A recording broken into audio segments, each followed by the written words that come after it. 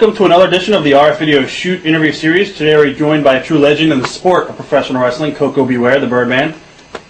How you doing? Thanks for being here today with us. Good. Let's talk about how you got started in the pro wrestling business. Were you a fan growing up? Yes, I was a fan. I was in a little small town, Union City, Tennessee, where I was born and raised. And there were some buddies of mine. They was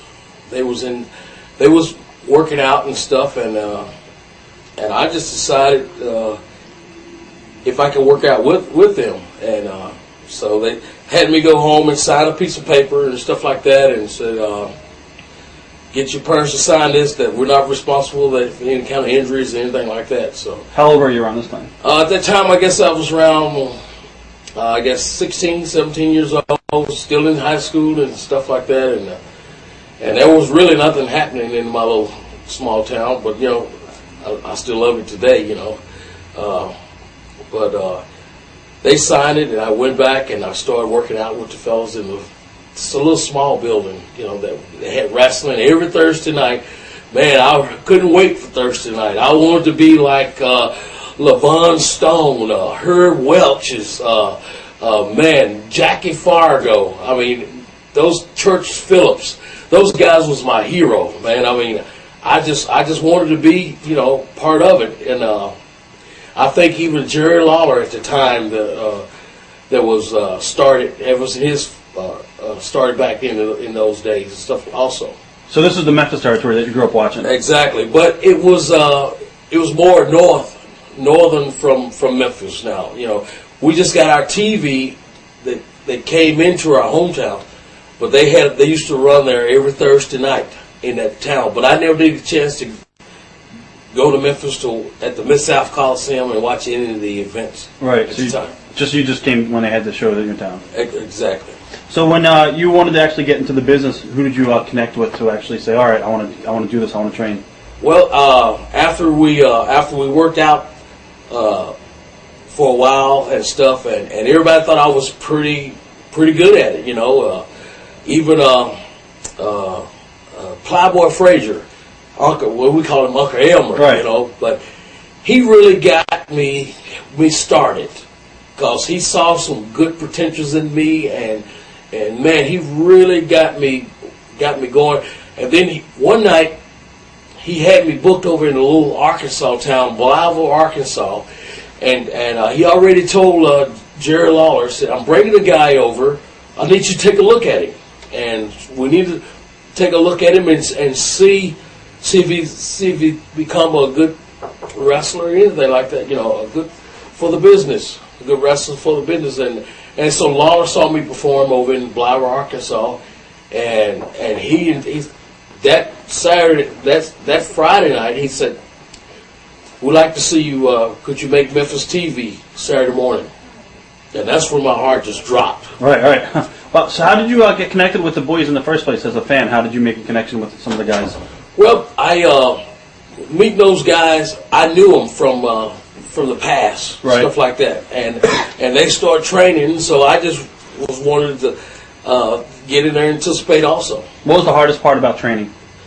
Well, the hardest part was about training. It was just, it took me 2 weeks to get used to the mat, because I barely could get out of the bed when we finished the workout. I mean, my back was sore, legs, arms, shoulders, everything was just completely sore.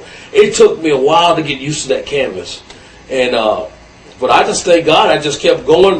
But I really started out to be a auto mechanic, work on cars and things. Wow. That's what my trade is, and then I just switched after I got really good. I don't want to brag too much, but after I got pretty good in the wrestling business, I kind of switched professionals. Yeah. Now, was it Uncle Elmer who actually took you under their wing, or did any of the other veterans at the time take you on the side? Uncle Elmer took me, about that time, it was 1979. That's when I made my first debut on the TV. For Memphis? For Memphis, down in Memphis, Tennessee. That's when us under the promoter, Jerry Jarrett, that's when Jerry Lawler was hot as a pistol. Right. I mean, wrestlers coming out of the mountains, out of any little holes just to get to Memphis. You know, I think some of them was on a Greyhound bus just to get to Memphis, just to wrestle with the King. You know, but I mean, it was packed out, 11,000 people, and man, I couldn't believe it. And my first opponent that they put me against on Memphis TV Live. You know, we was the livest TV country that I didn't know in the world. On Saturday mornings. On Saturday mornings at Channel 5. And man, it was against Joe LeDuc. And man, with Joe LeDuc at that time, he was into the big axe thing. Right. I think he had a fuse against Lawler and all that. And that's the one he showed the clip where he pushed the Greyhound bus or whatever, school bus or something, moved the school bus, but he was very strong and impressive. And I wrestled him, and Joe LeDuc, man, I mean, he threw me all kind of ways. I mean, what I'm saying, I took care of myself because I was a good bump man. Right. I was a very good bump. I learned how to bump good for these guys. That's what they taught us in the practice while I was coming up. We learned how to take good bumps, and when I got with Joe LeDuc, and he bumped and bumped, bumped me, and everybody thought Joe thought I did a hell of a job. The promoter thought I did a hell of a job. Jerry Lawler, back then that was I didn't get a chance to meet Sam Bass, but that was back in Jim White, Tojo Yamamoto, Eddie Marlin, oh man, you know, Tommy Gilbert, and man, you know, those guys are just put their arms around us and man, you know, like you're one of us. Right. And man, I just never forget the little smile on my face, especially somebody coming from a little small country town that didn't think I have a chance to be nobody. Huh. What about as far as learning the psychology early on? Who do you think taught you some of the psychology and when to do stuff and when not to do stuff? Well, I learned that through my training. There was another guy named that Herb Welch. Right. He had another little wrestling school in Dyersburg, Tennessee. He had a barn that we would go down on Sundays nights, and Wednesdays and Sunday nights, and he would learn me the psychology, the hopes, and all this stuff. First, I had to learn how to referee, had to learn how to set up the ring, and that was coming. All that became up under Plowboy Frazier, also Uncle Elmer. It came up on his roof also. So I mean, I had to learn how to do all these things, become where I'm at today. What are some of your early memories on Nick Gulas? Nick Gulas is one of the funnest promoters, a lovable promoter that you ever want to meet, but you got to know Nick. Huh. Because if you don't know Nick, he's the type of guy that you would be so mad at him that you wanted to kill him. But he was the funniest guy, but he would give you a message, especially about money. Guys would ask Nick for money and stuff, and Nick he might pay you. He just paid everybody different. Right. You know what I'm saying? And I guess it's part paying your dues. And then there was a lot of guys would ask Nick for money. You know, after, boy, did I pay you Thursday night? You know, it ain't how much you make, it's how much you save. You know, and he come out with a big wad of ones. You know, and he might give a guy, here, take his $10, whatever, get you something to eat, you know. But after I got to know Nick personally and stuff like that, man, what a sweet guy. Him and his son, George Gulas, I mean, Bobby Eaton with the Jet Set. I mean, we just, you know, I learned, I met those guys and just had a good time. I mean, we was home every night. That's what I loved. It was like that little Nashville area. You had your Birmingham, your Nashville, Lebanon, Tennessee. You had just all these little small little towns, but you was home every night at 12 o'clock. Easy travel. Yeah. Who came up with the name Sweet Brown Sugar for you? Well, Sweet Brown Sugar came up when we did an angle where I was a special referee down in Memphis, Tennessee under Jimmy Hart. I think it was Jimmy Hart that came up with the idea, Sweet Brown Sugar. What happened? I did something. I think I hit Lawler with took a chain out of my pocket and laid it on the mat, and then somebody hit Lawler and pinned Lawler 1, 2, 3, and then everybody was really frowning at me. That's one of my first time that I turned heel. Right. And man, it was. That's when I came out. Then that Saturday, I came out with TV with my bald head and everything. I was Sweet Brown Sugar, and then everybody started calling me that Sweet Brown shit. I mean that, but the crowd. I mean, they loved it, and we took this little angle and ran with it, and man, and Sweet Brown Sugar was successful. Right. I remember that. What about any of the vets? Did they ever try to mess with you at all, or were all the vets pretty cool with you back then? All the vets was pretty good. Pretty good. I mean, we probably had. You always have just a little arguments, but nothing really. I really hate this guy, and what? I can't stand him. I don't want to be around him and stuff like that. I mean, I have no animosity towards these guys today, and probably the little animosity that we had. We both probably didn't understand what was really going on. Right. Just because you were so young and all. Yeah, exactly. What are your early thoughts on Jerry Lawler and Jerry Jarrett? Well, my thoughts is that I was glad, like I said, I was so glad to be a part of the Memphis Wrestler. And Jerry Lawler, he is the king. I mean, and that's what you got to accept about Lawler. I mean, a lot of guys come in and say, why I can't be on main event, why I can't do this or whatever. Lawler earned that position. Right. And he earned it, and he deserved it. You know what I'm saying? And that's his home. What I'm saying, he built wrestling, back then. So why, he was like a Hulk Hogan in the WWF. He ran wild, right, and stuff like that. So, and Jerry Jarrett, he was just another super promoter that started me out. I remember I couldn't really talk that well on my interviews and stuff, and Jerry wanted me to do an interview about we did an interview about it in his backyard against Dennis Condrey and Phil Hickerson and stuff, guys like that. And then I remember the time Jerry said, Koko, I need you to say this about you had a dream. He didn't say anything about Martin Luther King. Just said, remember, you want to come out and talk about that you had a dream about being a professional wrestler and stuff like that. And man, I couldn't really. It took me a while to memorize that. I mean, it wasn't no lines to read, anything like that. It was just we had to talk on our head, and I just couldn't get that interview out comfortable like I wanted to back then and right, stuff. So I go back and look at some old tapes now that how I'm really stumbling on my words and man, I said, oh Lord, look at this greenhorn here, So, but I'm still not the best talker, but I think I can express myself a lot better now. Do you think anything that they did with you early on was racist at all? You know what? No, not at all. Because you know what?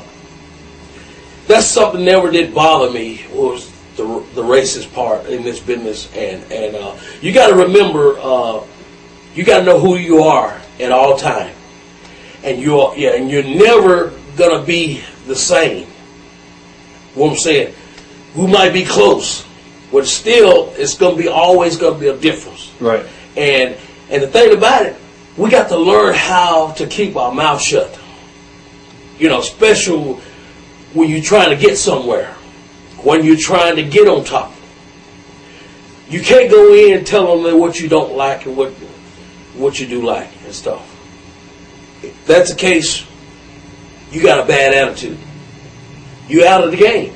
Right. You're sitting on the sideline watching somebody else because they're not going to let you play in their ball. It's pretty much politics and stuff. Exactly. What are your early memories of your matches with Jimmy Valiant?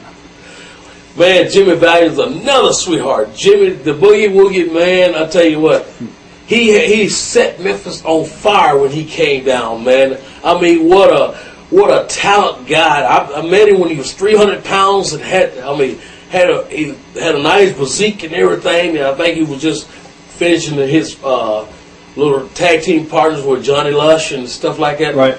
Yeah, and what a great tag team the Valiant Brothers was back in the day. But I met both of those guys. But Jimmy Valiant, now he was my second guy that I wrestled on live wrestling on Memphis, Tennessee.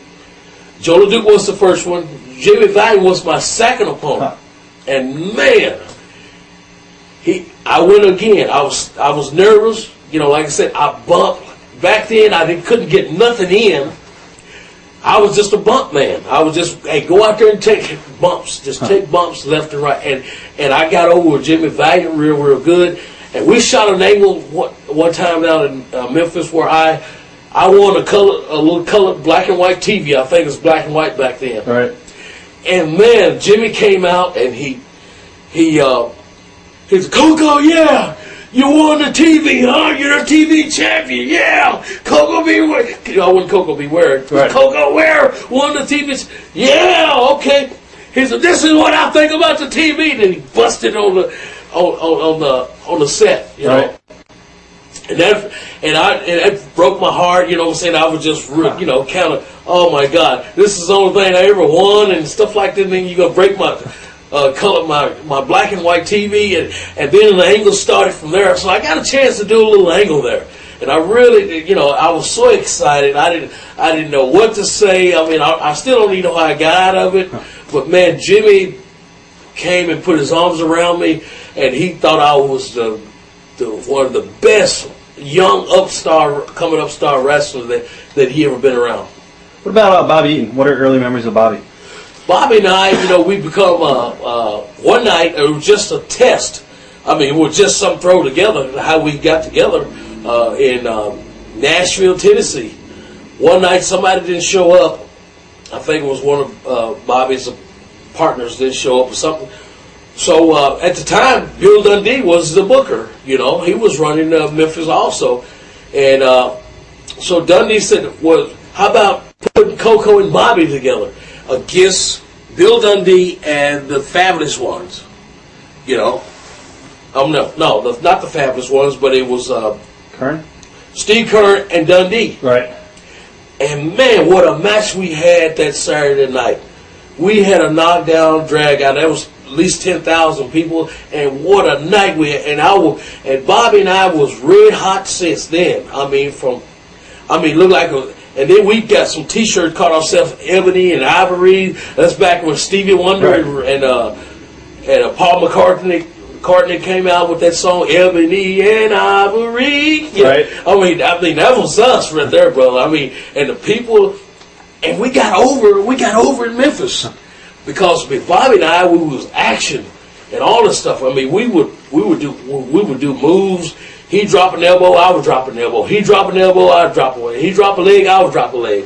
We would just work good back and forth. What about Steve Kern? What are your memories about Steve?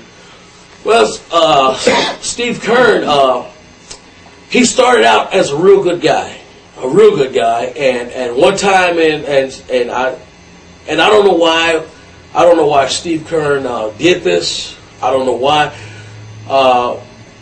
Jerry Lawler gave me I had a little gimmick started called Stagger Lee. Right.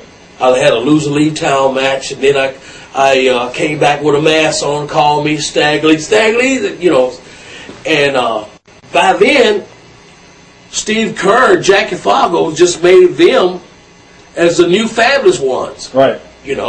They come out, had their little tuxedos and drive the limos, and man, they just had the people high.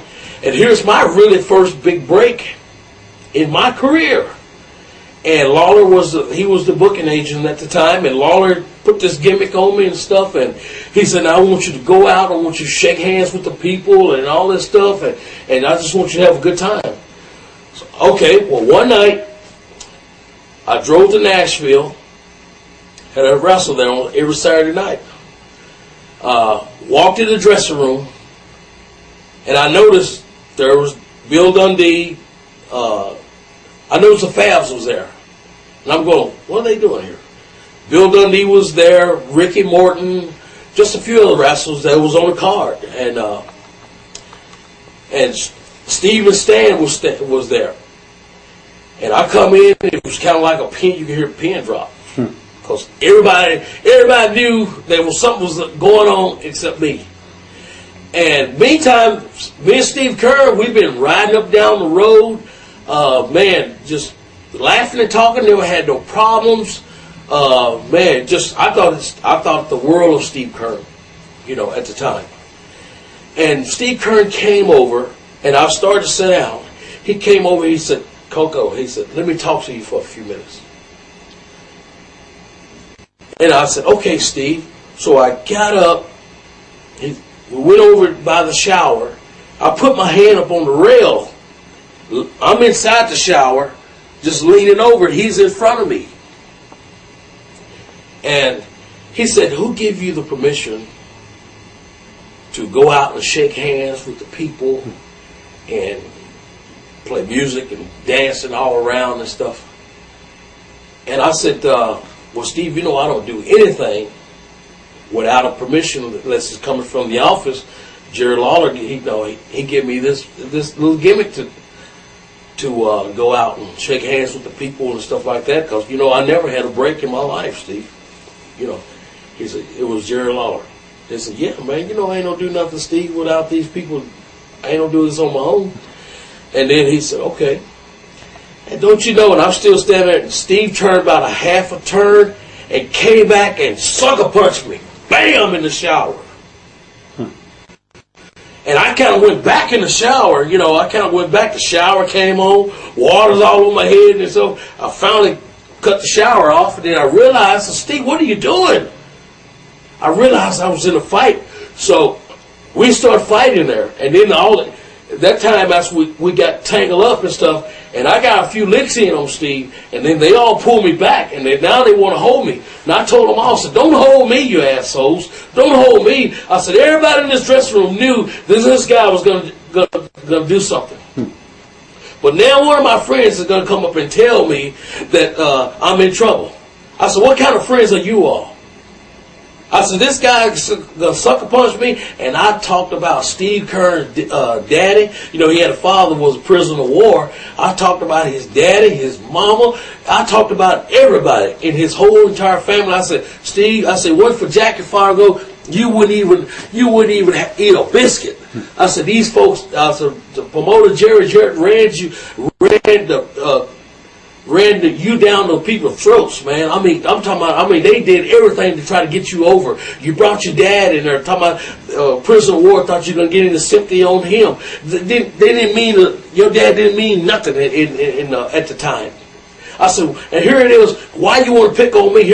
I said, "You're not going to stop my break." I said, "We're going to fight every night if you want to, because I'm telling you, they gave me the position, gave me a gimmick, and I'm finna run with it, and I'm going to be all up in the crowds each and every night." I said, where are y'all supposed to be at? You're supposed to be down in a little town called Halls, Tennessee. There was an $80,000 gate waiting on the Fabs. Where they at? Sitting up there, they sitting in Nashville raising hell with me.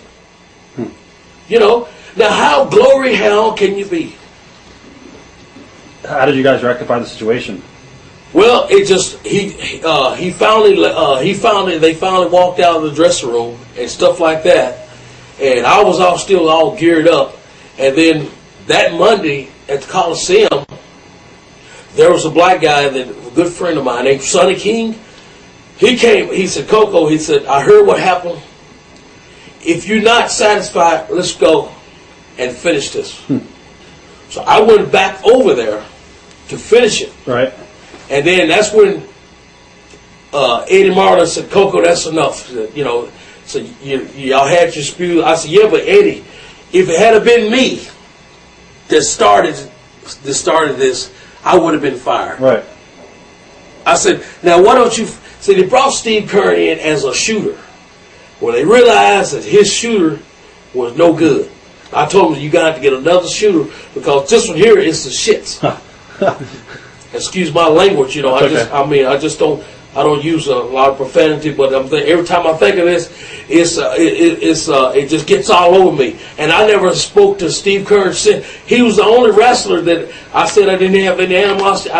I still don't hold a grudge on him right now, because I have really turned my life around. I don't hold a grudge on Steve, but I don't have anything to do with him. You know, I don't have anything to do with him at all. And God bless him wherever he might be. You know, but what I'm saying, hey, he's still on his side. I stay on my side.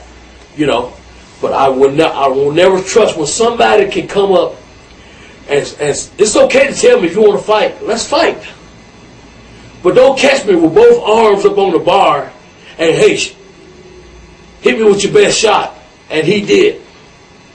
And he couldn't do anything with it. Thank God the power of God was behind me and said, hey, no, you know, it's not like this. Go out there and fight. And I had, you know, I just, one more other guy that I had trouble with, that I had, like what we call a dressing room fight. Right.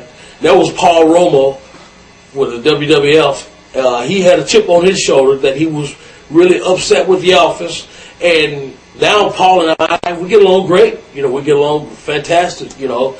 That he called me Buckwheat one night, and there was no need for him to call me Buckwheat. He didn't even really know me that well. Right. So I asked him about it. I said, Paul, why don't you call me Buckwheat? He said, where you are. Huh. And man, just like that, he didn't give me no other alternative to retaliate on him. And we got to fighting in Chicago dressing room, you know, at the Rosemont Horizon. And after that, we had our little spew, and you know, we kind of got along after that. What about Robert Gibson? What are your early memories of Robert? Robert is another sweetheart guy. Me and him rode up and down the road. Robert and Ricky, his brother, down in Pensacola. Bless his heart, man. He's a super guy. You know, Robert and I, he's just a brother to me. You know, we just spent I used to live with Robert and his girlfriend Michelle, and in Nashville. Man, Michelle could really cook, man, and just kind of took me in as a brother. And like I said, I slept on the couch, and Michelle and Robert back in the bedroom, and it was just, you know, he was just a dynamite guy to meet, you know. Now, why did you wind up wearing the mask early on? And who came up with the actual gimmick of the PYT Express for young things? One of the reasons why I wore the mask, that's when I had to lose and leave town. Right. And then I came back, like I said, as Stagger Lee. And Jimmy Hart was telling, you know, he was at the time, I turned, I lost the match and everything. And then Jimmy was saying, oh, that's Koko B. Ware. That's Koko B. Ware on that mask. Well, if you could take it off and prove it. So we had a lot of guys was trying to get the mask off. Right. But, you know, finally I took it off when my time was up, you know. And, but what was the other one? Oh, Norvell Austin. What are your thoughts on Norvell? Norvell was another, another good wrestler that I met. I mean, he was an older wrestler. And, in fact, man, I think I brought life to him. You know, come up with, at the time, Michael Jackson was hot as that pretty young thing. Repeat out to me, you know, nah, and we got the gimmick from Jerry Lawler back in Memphis. Lawler seen the gimmick and he said, "Wow, I got something. I got a name for you all. Pretty young thing. Go to the mall and get your red zipper jackets, you know." And go find that glove, that sparkling glove. See, Lawler was a genius, man. He's a genius coming up with ideas. Same as he came up with this Kamala gimmick. You know, I mean, he just looked at Jim this one time and said, go home, don't want nobody to see. And he really came up with the Kamala gimmick just as well as he came up with the Pretty Young Things and stuff like that. What are your thoughts about Rick Rude? He was in the territory at this time. Rick Rude, I didn't really know him personally. I mean, I knew him personally, but I will say we didn't hang out together a lot. But when we hung out, he was really nice to me. You know, I thought he was an excellent wrestler. I mean, what I'm saying, he wasn't really a wrestler. He more of a brawler, you know, the type of Rick was. But he kept himself in good shape, and man, he always had pretty women around him. Now, I remember when you were the PYT gimmick, you and your partner had some awesome matches with Eddie Gilbert and Tommy Rich. Oh, yes. The wild brawls all over the ring and stuff yeah, like that. I still watch the tapes to this day. Yes, so. yeah. What are some of your memories of those matches? Man, it was just, I tell you what, God bless his heart. He's gone on. That's Eddie Gilbert. Man, what a talent guy he were. Man, he was, he was born to be a wrestler and a good genius to be a good booker for this business. And I just think the world of the Gilbert family. I know Doug real well, and man, I know, like I said, I knew Eddie, and then I know Tommy. Of course, I knew Tommy and all those guys. Tommy and Eddie first, and then and of course Doug. He was just a little kid, and we all used to ride to Louisville and Kentucky together, and Evansville, Indiana. Man, it just kind of just took me, under their wings.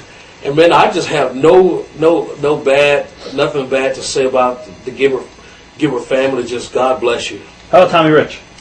Tommy Rich too, man. He's another one. One time I'll show you how Tommy was a super guy. One time I needed $150 to buy me some tires. I didn't have any money. I didn't have enough money, and I wanted some tires for I had a green Pontiac, and Tommy wrote a $150 check. Said, "Here, go get your tires."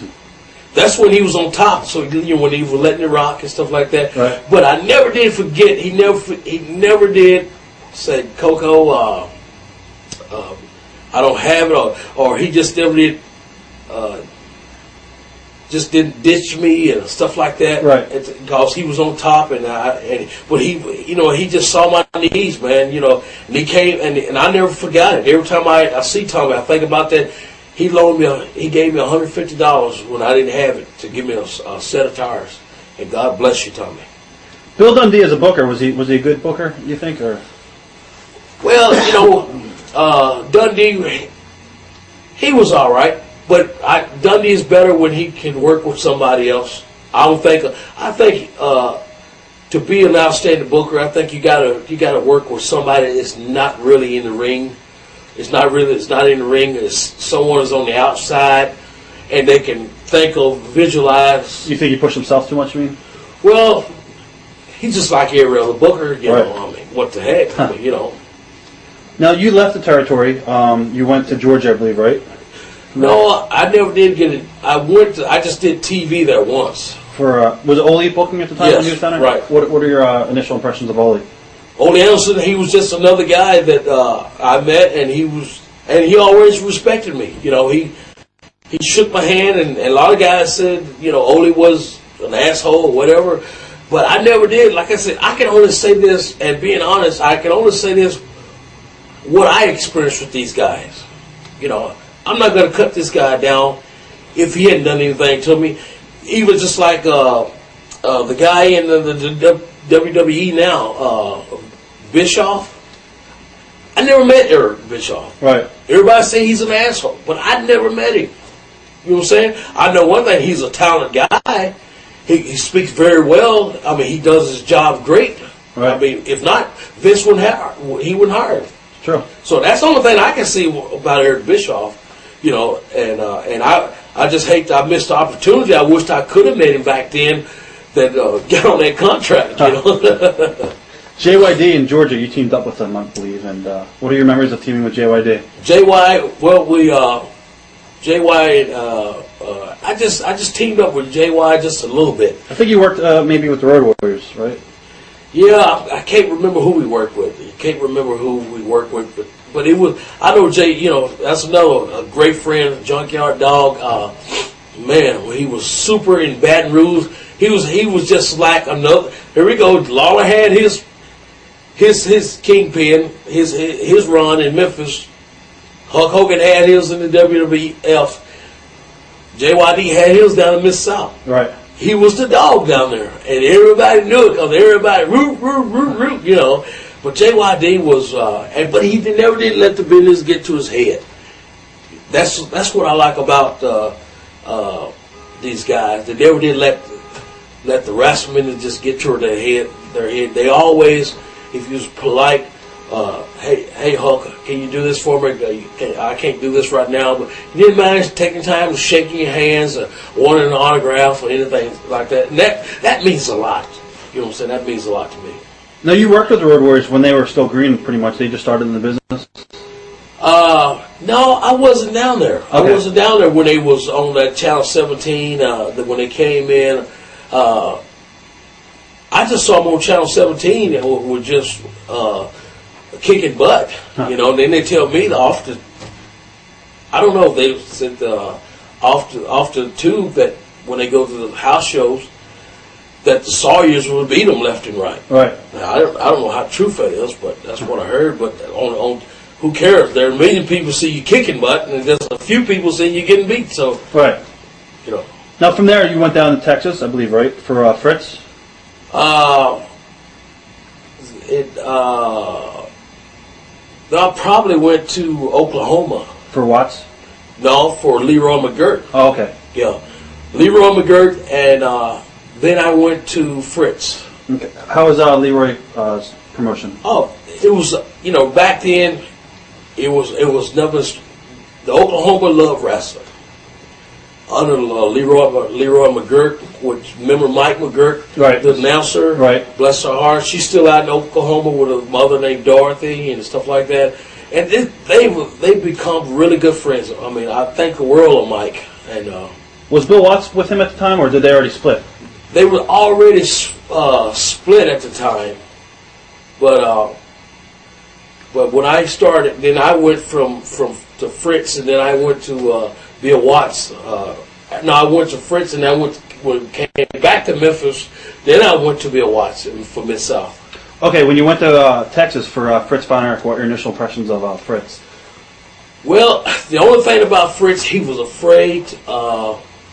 Another good guy, the Von Erich. Oh, Kerry, man, I tell you what, you could ask for a better sweetheart than Kerry Von Erich. Oh, I still praise him right now, and especially found out that that me and Kerry spent a lot of time together, and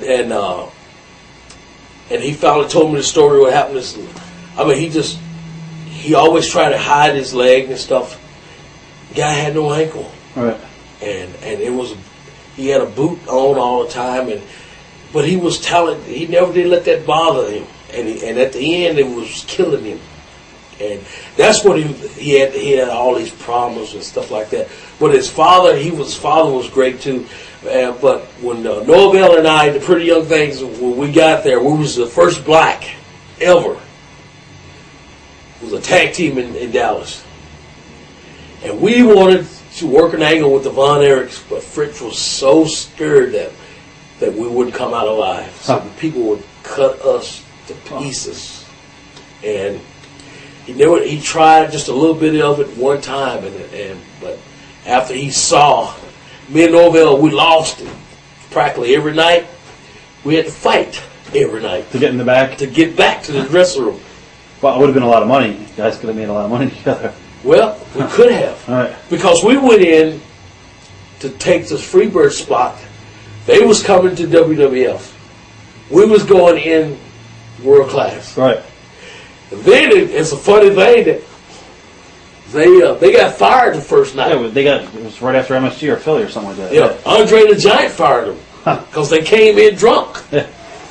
And Andre the Giant, he kind of ran WWF. He was the boss. I mean, whatever he said, that's where you had, everybody had to listen, and he fired all three of them, and they went back to world class.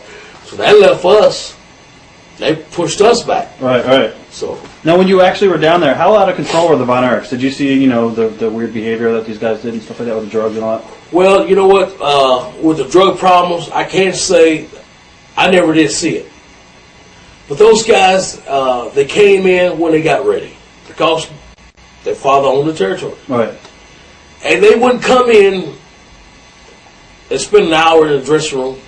They would come in probably 10 minutes before their match. And they'd be already dressed. They go from the car straight to the ring. Bang. Huh. Come in the dressing room, congratulate the guys, get the car, and they're gone. Huh. And it was a party every night, they tell me. But I forced me seeing them doing the kind of drugs and stuff. I never did, I never did, and I just hated it had to be drugs. It was just too much publicity was out. Right. You know, that what was happening to the family. The family was breaking down and stuff. You know, from one Von Erich to the other Von Erich, and thank God Kevin's still alive, and I understand Kevin is doing great. He's doing real estate, I think. Oh, great! More power to you, Kevin. Any weird stories from that time period that stick out? Not really. Just I was just thanking God that we had a chance to be a part of World Class, and You did work with the Fantastics down there, I believe, right? yes, Bobby Fulton and Tommy Rogers. We had some down. Now that's where they shot an angle with the Fantastic. We couldn't have the Von Erichs, but it wasn't. It was good. We had great matches, but it wasn't like the Von Erichs. Right. You know, it just wasn't like getting in there, and because those Von Erich, you could just see the goosebumps come on you when they come out. What was it like working with some of the crowds down there? Because not Sportatorium, but the In the Cotton Bowl. Yeah, the Cotton Bowl. The crowd was crazy. It was great. It was a secondary to the WrestleManias today. You know, it was their WrestleMania back then. Right.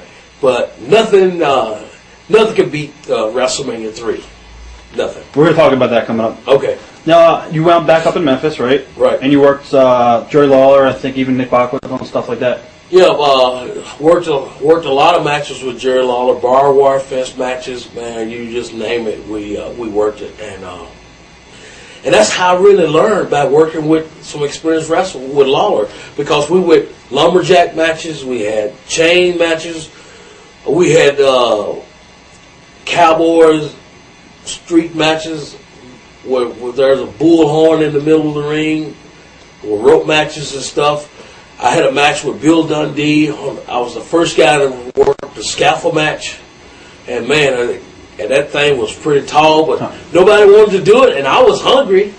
So they asked me, and the fool I was, I did it. And you know, we got some good exposure on it and everything. And of course, you know, by Bill being from Australia, you know, he loved to do all the little high climbing and walking. They said he used to be in the circus. Who knows? I don't know.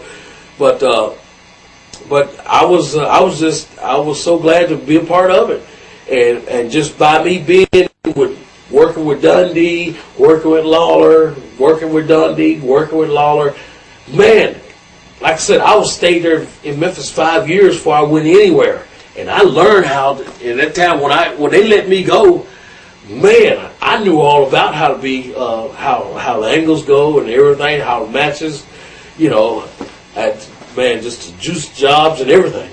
Now, as far as the scaffold match, you know, they're still talked about to this day. What are your memories of some of those matches and were they difficult working? Well, my thing was I was kind of scared that I was going to fall off and really, really hurt myself because it was pretty good. It was pretty high up. I don't know how high. I know it was way over that top rope, and we was up there.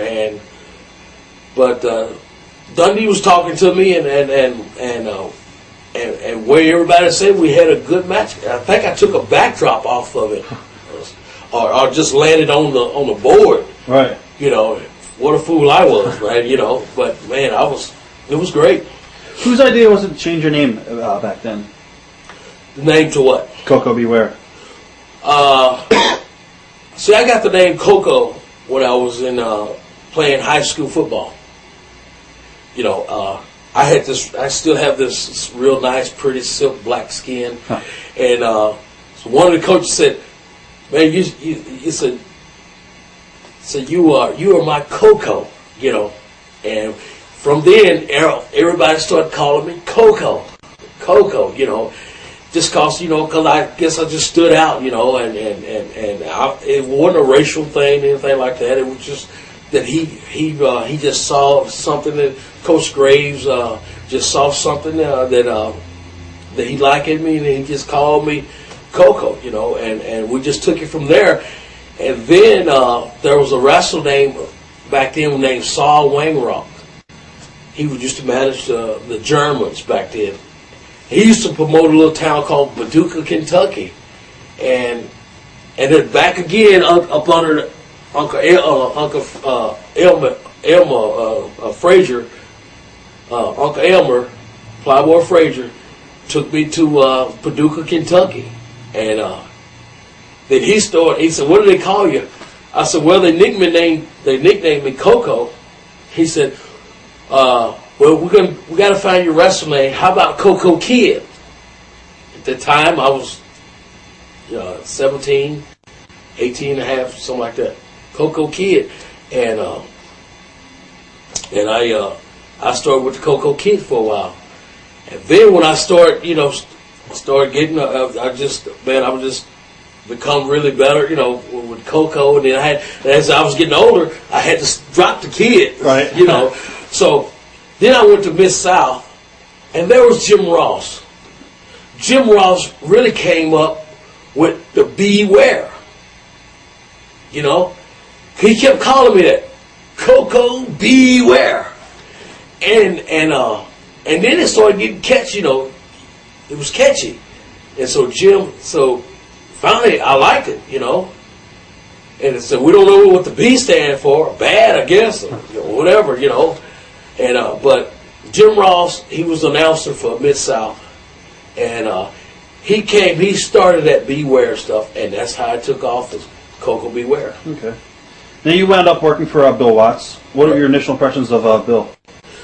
Well, I'll tell you what, Bill was the type of guy, if you didn't know how to take care of yourself in the ring, then he didn't want you really around him. He always wants you to be a good amateur wrestler, especially with a fan getting in the ring. He wants you to take him down and stretch him. And he believed in that. And then if you didn't stretch him, Bill Watts will stretch you. Right. He would even fire the guy if he would fire you, or he would try to stretch. And some guys he did stretch, But other than that, man, Bill Watts he was a hardcore promoter. He wanted you to be your very best, but he didn't want you to be a pushover. He wanted you especially like Steve Williams. They called him Doc. And Doc graduated from Oklahoma there. Right. That was his hero. And man, when Doc was in shape back in the day, man, brother, he was a masterpiece. And Bill Watts wanted everybody to be a masterpiece and to be a good shooter. He wanted everybody to have balls to do something, to take a lick or whatever. And especially when a wrestling fan get in the ring, he wanted you to destroy that wrestling fan. What about Bill Watts as a racist? A lot of people say he was racist. Do you believe that? You know what? I couldn't see it because he was pushing JYD. He was pushing the Natural Butch Reed. He was pushing Koko Beware. Ernie Ladd too. Ernie Ladd. So tell me how much racist, Right. And like I said, he used what he had to work with. He worked with talent, and he also worked with Hacksaw Jim Duggan, the Rock and Roll Express. I mean, where is it going to be racist at? I don't know. I couldn't see it. Now, did it bother you jobbing, I guess, when Gordy was around and they did the first round of the UWF title tournament? Did that bother you at all, or was that just part of the job? This is part of it. That's one thing about it. This business here is an entertaining business. If this business was a shoot, you wouldn't see Koko Beware in it. You wouldn't see Hulk Hogan in it. You wouldn't see a lot of guys in it. You wouldn't see Jerry Lawler. You wouldn't see handsome Jimmy Valiant, Joe LeDuc. Maybe Joe now, he's pretty tough. But you wouldn't see these guys in the wrestling if this business was a shoot. Any standout memories from the Mid-South territory? That there was glory days. I missed Grizzly Smith. God bless him. Man, what a man could cook. Man, he could cook those good old roast beef, man, and roast stew or whatever. Man, it was so good. And I love the the food down in New Orleans and Baton Rouge. And used to go. I just stayed at a little KOA campground, and man, we had a nice little trailer set up, and we could go out and cook, and we would just cook outside, grill outside and stuff, and then go across the street, eat all kind of seafood and stuff. You know, I missed those days. I mean, I missed Grizzly Smith. Like I said, he was really good. What about teaming up with Chavo Guerrero down there? Chavo he was another good friend that I met. You know, I don't know anything about Eddie, never met Eddie. I met his other brother from L.A. Hector? No, it's not Hector. What's Eddie's brother? I mean, what's Eddie's? He's in WWE now? Yeah. Not Eddie, Chavo Jr.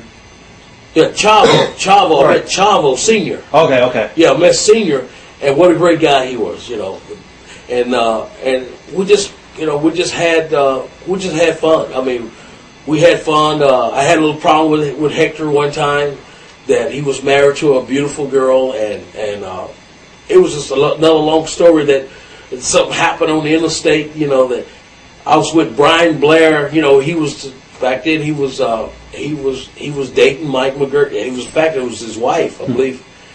And one day, he was coming back on a Sunday, I believe, from Little Rock.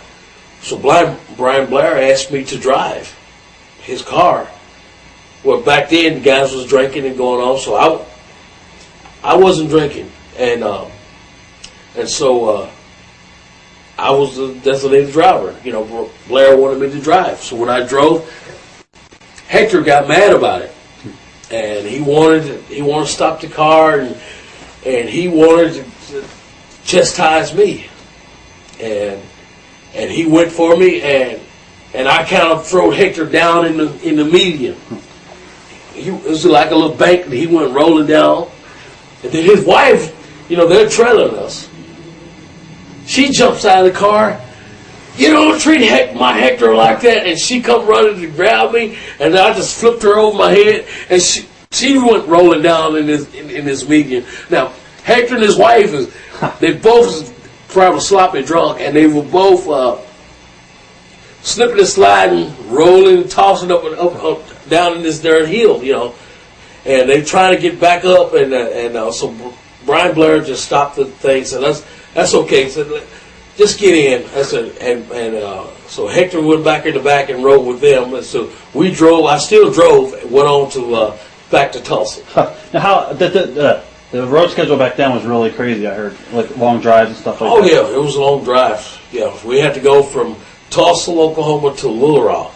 Sometime Tulsa, Oklahoma to Shreveport. Tulsa, Oklahoma to New Orleans and stuff like that. Monroe, man, you just name it. I mean, you know. Did you know that Phil Watts was planning on taking his promotion to the national level and make it UWF at the time? No, I sure didn't at the time, but thank God I got a chance to be a part of it. You know, and then I got a chance to be a part of it just for a little while. Right. That's when the WWE started calling different guys and stuff. JYD was the first guy to go, I believe, and then I believe so. Yeah. And then Teddy went. Right, Teddy, and then Bill was trying to talk to everybody. Hey, that don't go and stuff like that. It's not good. But guys, man, was hearing all these hellacious payoffs. Right. And man, and here was a great opportunity. And said, man, I could, if I don't go, that's something. See, that's what puts you on the spot. If you don't go, you can kick yourself in the butt. Right. If you didn't go. How quick did you get a call from WWF? Well, after JY left and everything, I guess it was probably maybe 3 months later, I got a call, because Bill Watts already warned everybody, hey, they're going to be calling, so y'all just kind of keep your ears open. And when I got a call from Howard Finkel, I thought it was a rib that the guys was pulling on me at first, because I didn't believe it was true. Right. And I said, Vince would love to, Koko, this is Howard Finkel from the WWF and stuff like that. Vince would love for you to come up and have a meeting with him, that that he would like for you to join us, you know. And so I said, sure. He said, well, just pick a day that you're not interfere with Bill Watt's schedule. On your day off, then you'll come up, and we'll fly you up, have your limo and everything. Then we'll fly you back the same day, you know. And then you decide what you want to do, you know. So I went up and I told Bill about it, you know, and Bill he couldn't really say something because I told him. I went to him like a man, and I wasn't afraid of him. And I said, Watts, I got contacted by New York. See, that's what we call WWF, New York. They contact me. They want me to come up, and he told me, oh, they're gonna offer you this, they're gonna offer you that, and all that stuff like that. And I said, well, Bill, I said, I give you all my hard working, that I work for you and stuff, and I respect you and stuff. You know, I said, I just want to see what I can make, or what I can do, or because, you know, I have a family and I want to give them the best I can give them. And if I don't go, and then they decide they didn't want me, then I can really regret it for the rest of my life. You want to switch seats? To meet with Vince, what were your initial impressions of Vince? I was nervous, scared. I mean, you know, because just like, man, just really coming, you know, from a little small town. I done got used to Mid-South, you know, but just coming to New York City, man, I'm in the plane looking, oh my God, then I see the Manhattan over there. Wow, I didn't think there was a city that existed, you know. And I was so afraid that I didn't know where I was going. And I got on the plane. When I got on the plane, there was somebody else who was on the same plane that was going to the same meeting. It was Kamala. Wow. He kind of kayfabe me. He kept it from a secret, and I kept it a secret. And then we both got on the plane and laughed. Where are you going? I said, I'm going up and have a meeting with Vince. I am too. That's great. So we started out, you know, we had the meeting in 1986 together. Wow. And Vince was, he still, man, kind of intimidates you, man. Just the way he talks and stuff, you know. I am Vince McMahon, you know, like, welcome aboard, you know. And it's kind of like the Mafia type, right? You know, he plays that role very well. You know, everybody call him Velvet Tongue, you know, because he's such, you know, he lays it out. And we and him got to talking, and I felt a little comfortable and everything, and we had. He told me to go home and think about it and stuff like that, and then let me know. And then he said, as I was getting ready to leave, he said, by the way, he said, is there anything else that you like to add to your gimmick? And what did he say that for? I was already loaded, you know. I was so nervous I didn't know how to ask him, so I come out with my coat pocket and I flipped out a picture that we took down in Baton Rouge at this pet store. Same color bird. That's what Frankie come in the picture. Right. There was this blue and gold macaw. And I said, yes, I would love to have this bird here. And because I had the bird tights already, and I was the bird man. And I wanted this bird to be my mascot. He saw that.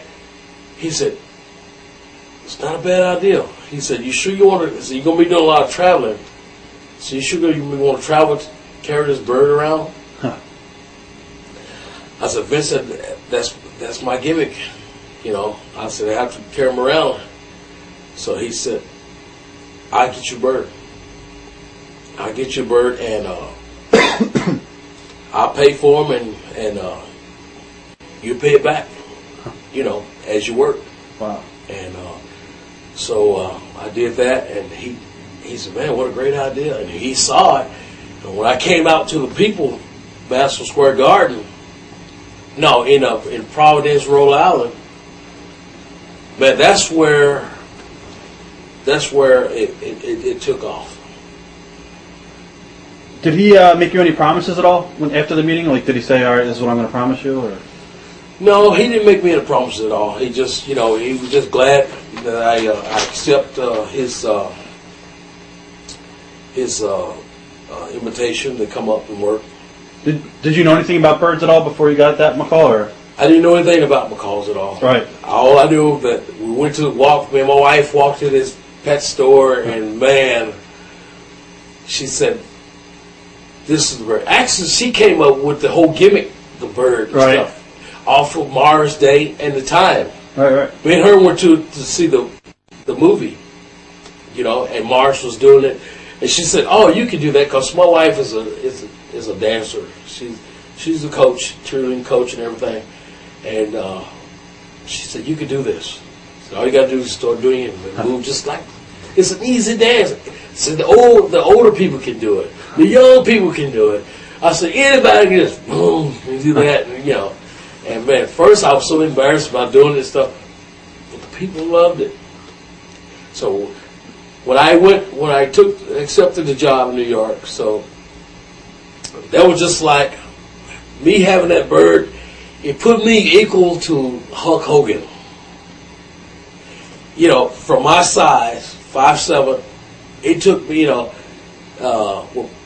it just took me to that level that I related to the kids, and I was up there with Hulk Hogan and Andre the Giant and all those guys. As far as traveling with the bird, was that ever a problem? No, it was complicated at first, because something I had to get used to and stuff.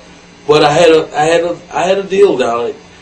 I had a cage, and I would put them in the cage, and the airlines had a special place for all the kennels for the animals underneath the belly of the plane, so didn't have any problem. How many birds did you go through throughout your tenure? Actually, I just went through Frankie. That was just wow. Yeah. Cool. Yeah. As far as the crowd reactions and all, did the bird ever go nuts when the crowd would pop and stuff? Never did. Only thing, Frankie, if you had a stinking match, he would turn backwards. That's awesome.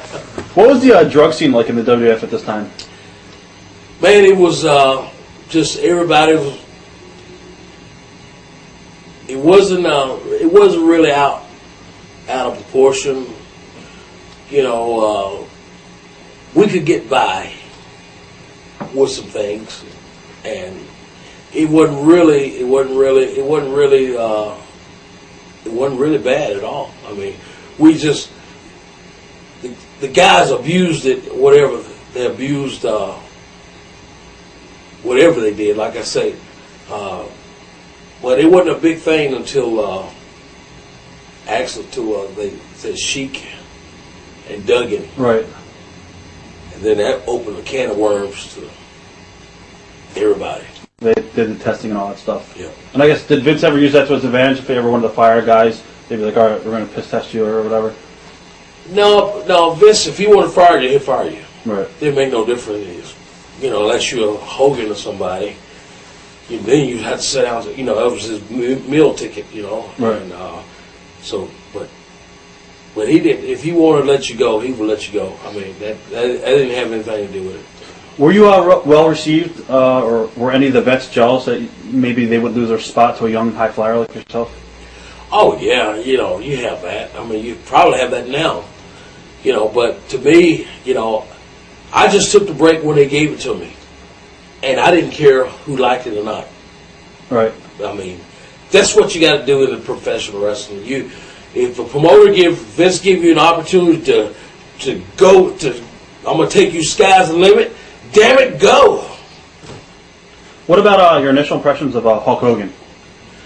Hulk was another guy that I helped Hogan out a lot when he was down in Tennessee. He didn't know anything. He went as Terry Boulder, and there was Beefcake as Eddie Boulder. Hulk didn't know anything. He just come out of the Mike Graham school. Playing a bass guitar, some rock and roll band down in Florida. Then he decided he wanted to wrestle with Mike Graham and all those guys down there. They didn't really want to show him anything, so And Terry was so big then he could walk down there, people just stopped. You know, man, he was 300 pounds and he looked great. I mean, and so, but he didn't know anything about wrestling. So, and I told him one time, I said, in Memphis, Tennessee, because I remember the time he wrestled in Memphis, Tennessee, they had him, the promoter had him said, go out and just slam Terry. All I want you to do is pick the guy up and bear hug him and drop him. Shoot him in and bear hug him and drop him. He must have did that 15 times in the ring and won the match. Beefcake, all I want you to do is slam the guy and drop elbows. Slam the guy and drop elbows. But Terry wanted to do something else. He wanted to do more. He wanted to drop kick and everything. Huh.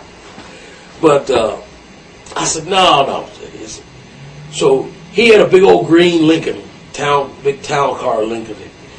They love to go to the grocery stores, buy big sacks of groceries, man, go up down highways and drink his cobs and stuff like that, fruits, apples, and oranges and things, and our road trip was like 400 miles one way, you know, and then we'd drive 400 miles back and go straight to the gym, and we'd come really close, and nobody was showing nothing in Memphis, you know, because they didn't. I think that's when Jerry Lawler beat him. You know, he beat Hogan, right? And that's why he hates Lawler today. I guess he still hates him. I hope not. But anyway, but Lawler did beat. In fact, Lawler beat Andre the Giant. I remember. Yeah, and Vince Senior like to had a cow when he heard about it. You know, the midget beat my giant. Oh my God! And so when Hogan, Terry wanted.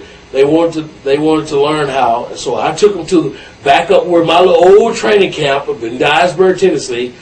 We went in there and I showed Terry some moves. I showed him how to clothesline somebody, and I showed him how to hit the ropes.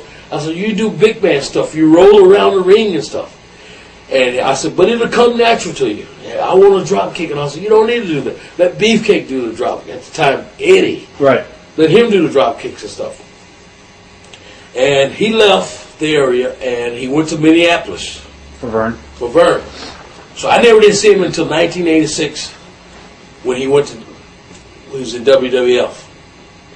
And that's when he was hot as a pistol when I went up there. But you know what? He never forgot. He took care of you. Koko B. Ware, yeah. What about when you came in, I guess one of your first early programs would have been with maybe Greg Valentine? Or... I don't know, but I know one thing. I had some great matches with Greg. I was going to ask you your memories. Oh yeah, Greg. I mean, we just clicked together. I mean, I liked his style, he liked mine, and we just clicked together. I mean, I can't say nothing else. We just had darn good matches. How about Honky Tonk Man? Honky Tonk Man. I came up with Honky Tonk. We all started in the same camp. Also, you know, he was part of that Larry Latham, right? And Wayne Farris And we used to go over to this little over in Missouri, called Malden, Missouri, under this promoter named Henry Rogers. We used to go over there and have matches up to 1 o'clock at night. I mean, no shower or nothing, and then try to get back to, you know, they didn't have a bridge at the time.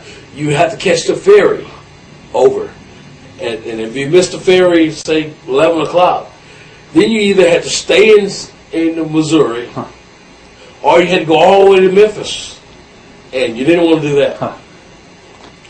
But we just had, you know, Wayne Farris and I were there, really good friends. What about Randy Savage? Now Randy was a good friend. He was a good friend of mine. He respected me, but like I said, we didn't hang out at all. We didn't hang out, and I wrestled Randy probably one time out of his whole career. You know, he ran the show. He booked me on. He used to have his own wrestling up in Kentucky, and he did call me to come up and wrestle for him. So I was glad, you know, that I was glad to meet his father, Angelo, and is that when it was IWC? IWC and Angelo Poffo and Leapin' Lanny, stuff like that. What great talent, you know. Did you ever see the paranoia with Randy Savage? I mean, we've done interviews with a lot of guys, and they would say how he would treat Elizabeth by locking her in the closet and stuff like that, and he's overprotective. Well, he was protective of Elizabeth. Right. And you really can't blame him being really protective, because if my wife was in the wrestling business, I would definitely protect her, because there's guys out there that don't respect that situation. They will walk. If they get dressed, they will walk across the floor naked or whatever. Getting out of the shower and stuff. But that's why Randy kept her away, and he didn't want nobody around. And I can say that he will fight you in a heartbeat, just like that, man. Right. I mean, I think one time we did something. We was down in Atlantic City, New Jersey, and the honky tonk man was doing this little wiggle thing with Elizabeth, and he couldn't stand it. But that wasn't his line to get up. But he couldn't stand it. He said, hold on, wait a minute, no, you can't be doing that, honky tonk man. No way, Jack, no. Can you dig it? No. I mean, that's just what it is. He said, I can't go for that. No, all this twisting, no, sir. And then he got mad at George Steele one time, where George Steele picked Elizabeth up, right, and ran out the door. Oh, come back here with my wife! Come back here! I mean, Randy, he was really protective, and you know what? I really appreciate him doing that. Take us through your head at working WrestleMania 3, which some today still argue is one of the biggest shows of all time. What was going through your head during that day? Man, I tell you what. That's just a moment that just stays in the back of you. Every time I see wrestling, I don't care who wrestling it is, man, it's always, my mind's going back to WrestleMania. And man, it's just so good to just walk out and hear that 93,000 people cheering you on. And it just really, I'm telling you, it just make you feel that, man, this is what we really worked for. Like we made it to the big dance. It's like I made it top as I can go in the wrestling world. In fact, it's just like I don't know how it feels being a world champion, but I felt like I was the world champion. Would that be the day that you said to yourself, all right, I made it? Yeah.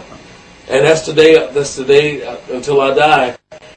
I mean, I will always say that. I made it.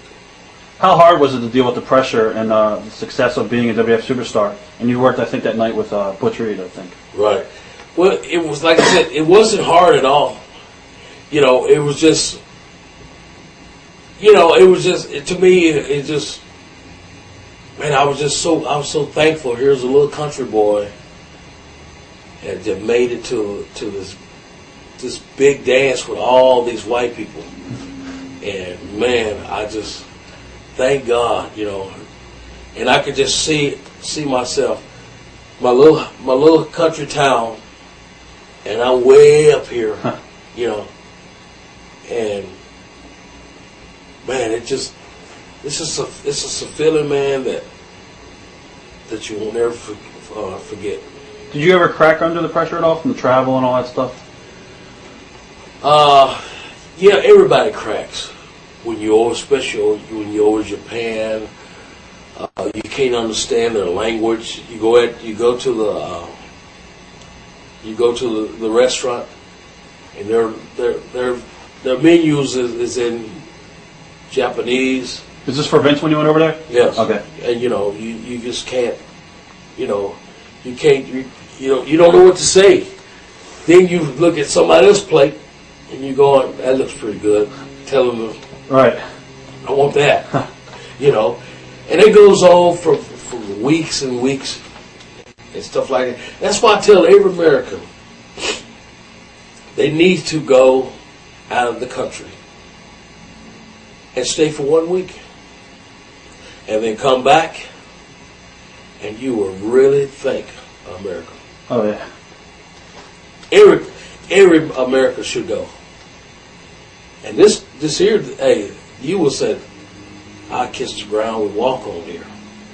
Because there's no big nice steaks. There's no communication. and you're trapped in your own little world over there. And it's just like they're surrounding you, and you're right in the middle. And you just dying to hear that voice, that English person. Hello, Right. how you doing? What a beautiful sound that is when you come back to the States. Memories of your matches with Jake Roberts. Oh man, just another classic. The Bird, and I remember Saturday night's main event. Saturday Night Main Event. The time I wrestled against Jake, and the Bird versus the Snake and all that. Jake made an interview talking about birds, snakes love birds and stuff like. How Jake talks, Right. and look like Frankie's next, And there was a fan that really got into it, called the Humane Society, and said, and told about what Jake said about the snake is going to eat the bird. And man, Humane Society come down and said, hey, we'll let you know. Put that snake don't go near that bird at all. Huh.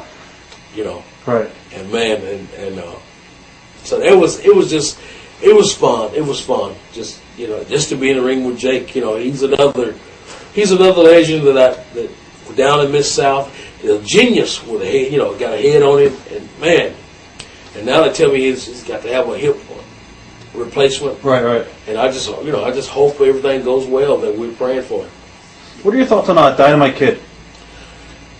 Dynamite Kid, he was a funny guy.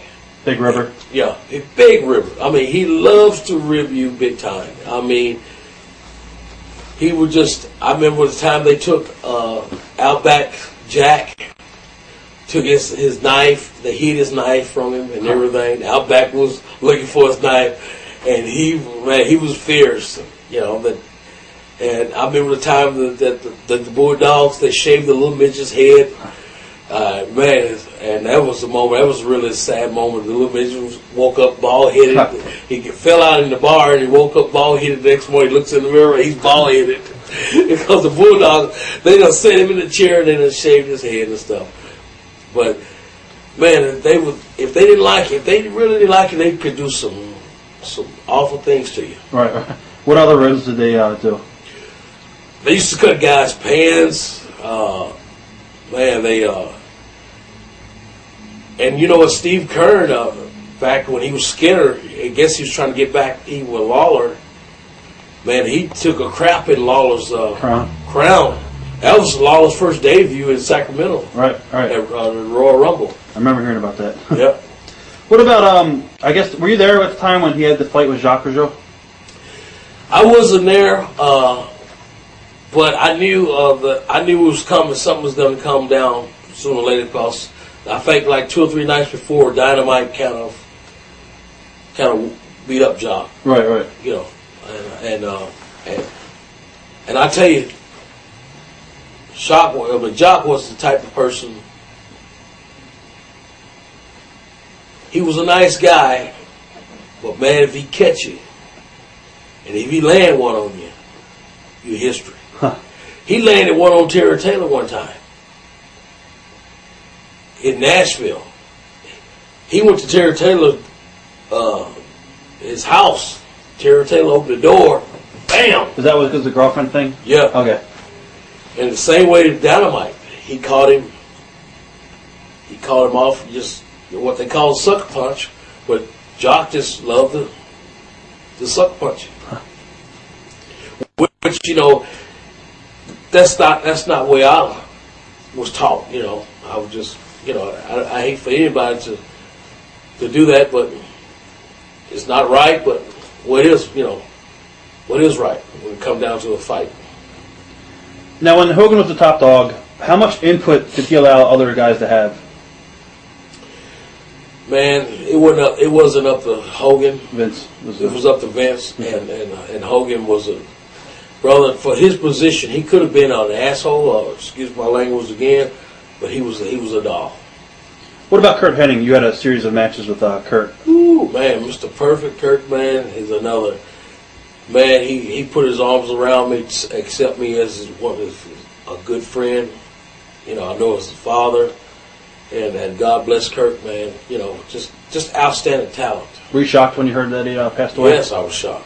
I mean, I'm sure it hurt it.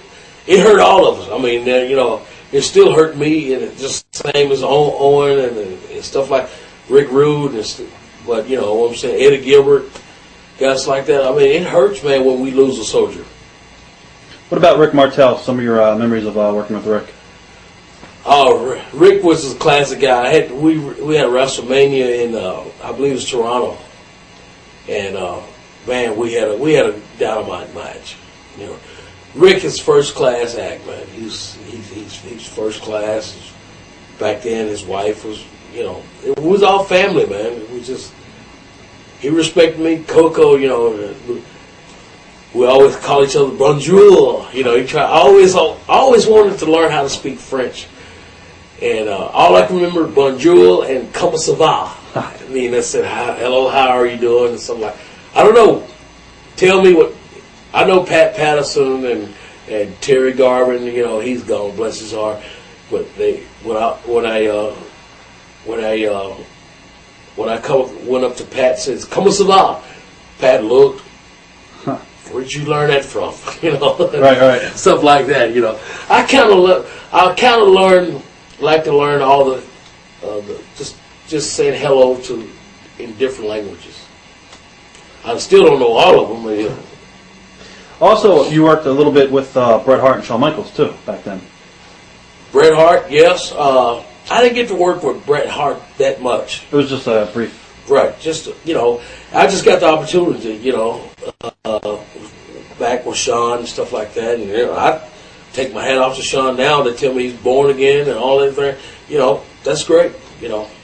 And more power to him, and God bless him. What are your thoughts on the Ultimate Warrior, and how bizarre was he? A lot of guys that we've done interviews with said they didn't like him. Well, see, you got to know Warrior.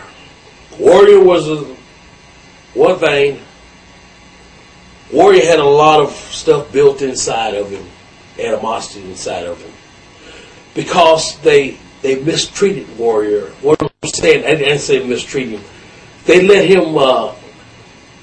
They waited. They let him suffer for a while before Vince gave him a chance.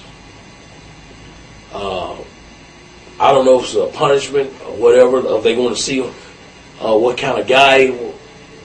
Because he walked out of world class, and he came to WWE, and there was a lot of weeks Warrior was there, but he didn't get a chance to work. And then finally, Jay Strongbow went to Vince and said, look here, man, this guy looks better than anybody in the dressing room. Then I started doing something with this guy, somebody else was going to snatch him up. So that's when he got his break. Did you think he was odd at all, or like hard to work with? A lot of guys said he was hard to work with and didn't respect the business. Well, he wasn't a wrestler. What I'm saying, he wasn't a mat wrestler, anything like that. He was a gimmick. And Vince made him out. He was a good, nice physique body. But he was a good gimmick man. And all he wanted him to do was shake the ropes and run around there, and it was it. So he made over $1 million of doing that. He got over. So,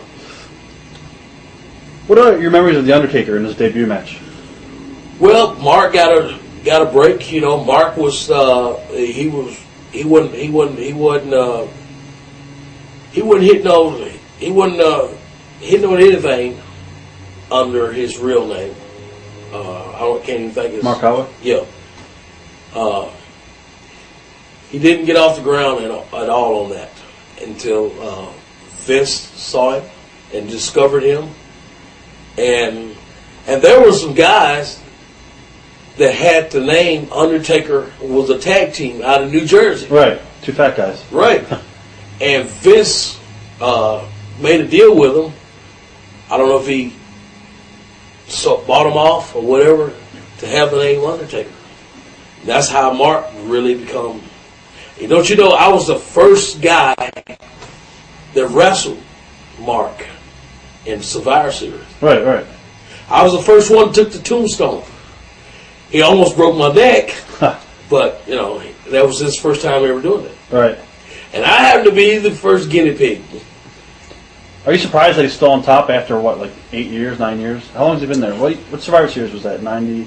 I can't remember now, but see, his gimmick can go on and on and on, and then Vince will cool him off, let him go home for 6 months, bring him back. Right. You know what I'm saying? He's got a dead man gimmick. It's gonna last. You know, because he really don't take a whole lot of bumps. Choke slam, bam. Now he does good clotheslines and stuff like that, but he don't do a whole lot. Were you ever disappointed that they never gave you the IC title or tag titles at this time? No, I wasn't. Right. You know, it was just something. If it happened, it happened. If it didn't, I was having fun by being the bird, man. Right. That was my belt. Were you disappointed that you were not at WrestleMania 7 and they just gave you a dark match with Steve Lombardi? No, I wasn't. See, that's what I'm saying. I never did let all this disappointment, all the letdown, because see, nothing surprises me in the wrestling business now until it happens. I never got my hopes up. Oh, I'm gonna do this. I'm gonna do that. Because I always was trained because they always went in another direction. Right. So Go ahead. I just never did to build my hopes up. When I saw it happen, then I appreciated it. How shocked were you though when Jerry Lawler started working for Vince after the animosity that Lawler, and Vince had? Well, nothing surprised me. You know what? I wasn't shocked because I knew Lawler had talent, and Vince knew he was talent. So that's the reason why he took him. Right. He took him and he killed him off down in Memphis. Made him the bad guy here, made him good guy there, bad guy here, and then he kissed Bret Hart's feet on national TV. So then he had just make the decision, hey, which one's better? Now his wrestling is folded up, and he's still going strong today. Right. Good decision, I guess. What about High Energy? How did that whole gimmick come about with you and Owen? Well, after Neidhart, some kind of way, wasn't there. I don't know what happened, but Owen needed a partner, and Bobby Heenan, bless his heart, to come up with the idea of stick Koko in there with Owen. And put those big bag of clothes up, and Bobby would get a kick out because I pulled the tights all the way up here, right. And look like a dress, I guess, But and that took off. Another black and white, took off, and I was just glad to be in that slot. What are your memories of Owen Hart? Just a great guy. He loves the rib too. I was going to ask you any good Owen rib stories. That was my next Well, he would just he didn't rib me that much, but he would just rib the Bulldogs. He would do. That was a tug of war with those guys. I mean, it was just they just got along great. But he just ribbed the Dynamite, and then they'll team up on somebody. Let's go get him. Let's go here. And he was just a great guy with the whole family, Stu Hart and Brat and all that. God bless their heart, man, up in Calgary, man. They're just great people that you want to meet. Now you had a program, I believe, was with the Head Shrinkers. What are some of your memories of those matches? Man, the Head Shrinkers, Owen and I mean, we had Dynamite matches with them. Only thing I really hated, it was that splash that come off the top. Because there was a shoot. They would really knock the air out of you. Huh. All right. And that's the only thing I really hated. I hate taking that move. I didn't mind. Now, if somebody like Kamala come off the top, he know how to land on you.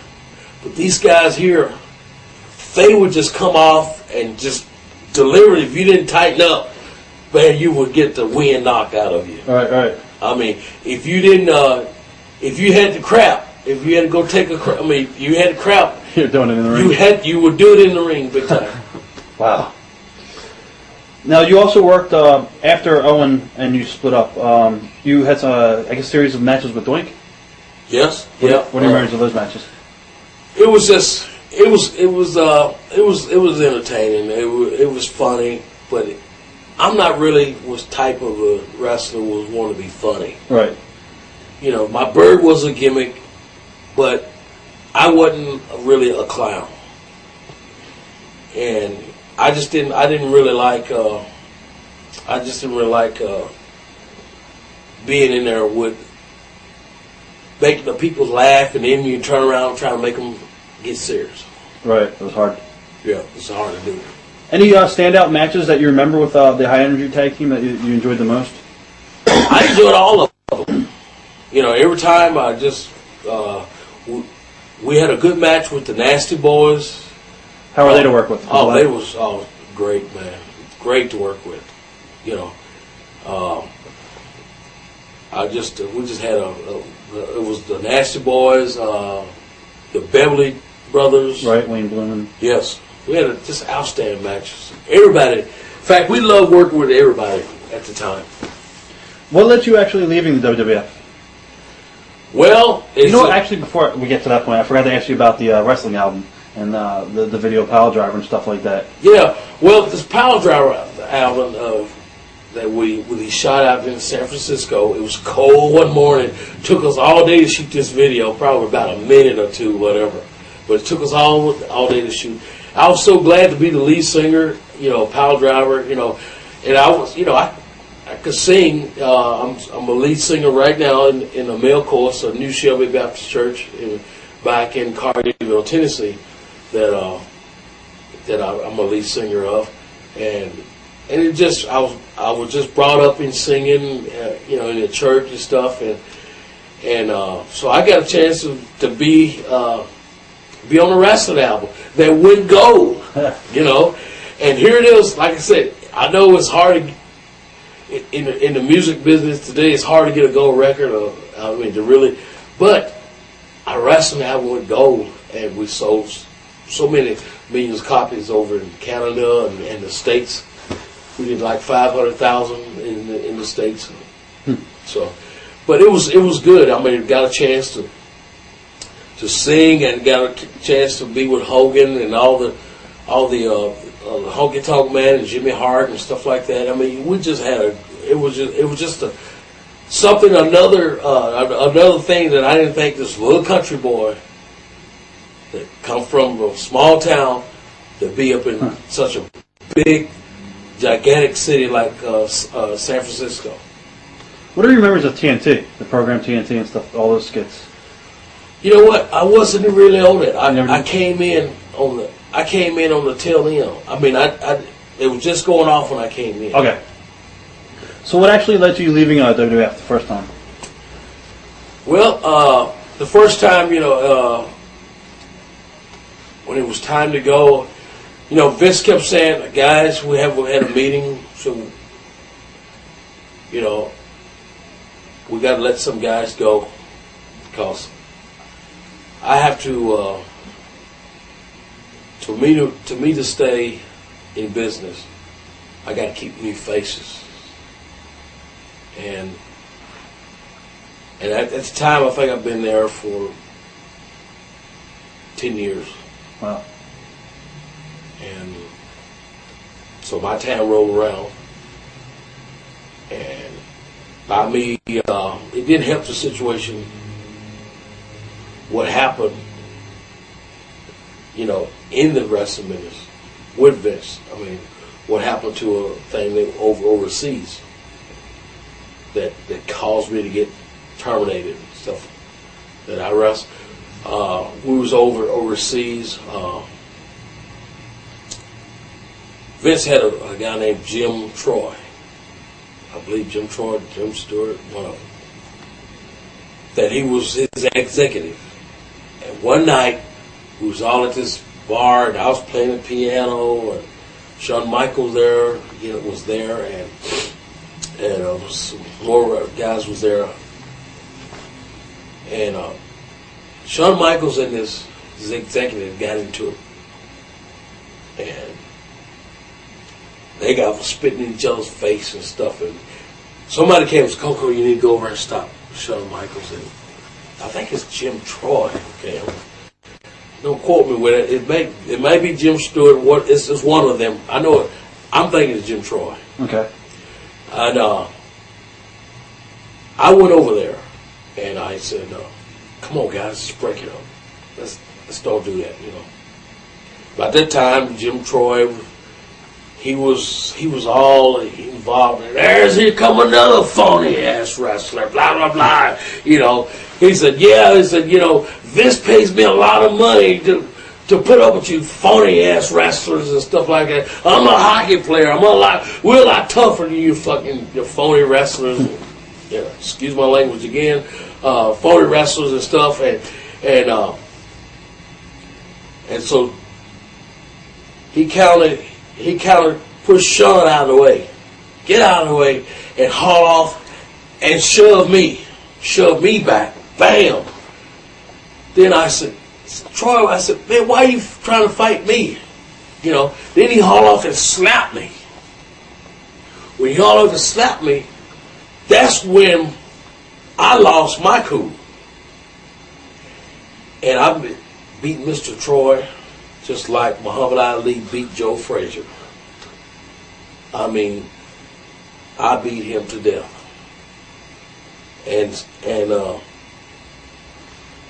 he jumped. He finally had enough energy. He jumped up. He got up off the floor. He ran out the door. I was so mad. I cut my hand. I don't know if you can see it.